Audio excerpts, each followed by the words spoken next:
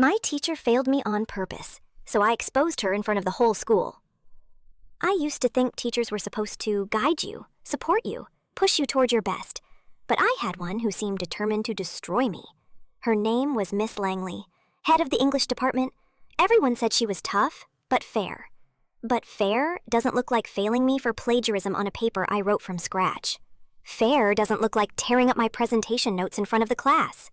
Fair doesn't look like saying, some people just don't belong in AP classes. I wasn't failing because I didn't try. I was failing because she didn't want me to succeed. I worked twice as hard as anyone else, spent every night rewriting essays, double-checking citations, even recording myself practicing speeches, just so I wouldn't stutter in class. Still, every grade she gave me was a C or lower. When I asked her what I was doing wrong, she just said, "You're not a natural, and this class isn't for everyone." But I wasn't giving up, because I knew something she didn't.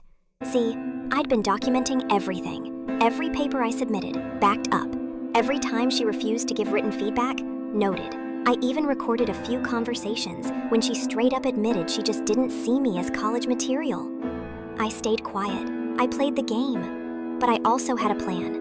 The school hosted a yearly academic expo. Top students present their best work in front of parents, teachers, board members, basically the whole school district. Miss Langley never nominated me, obviously, so I nominated myself. I asked my science teacher and my history teacher, both of whom loved my work, to sponsor me.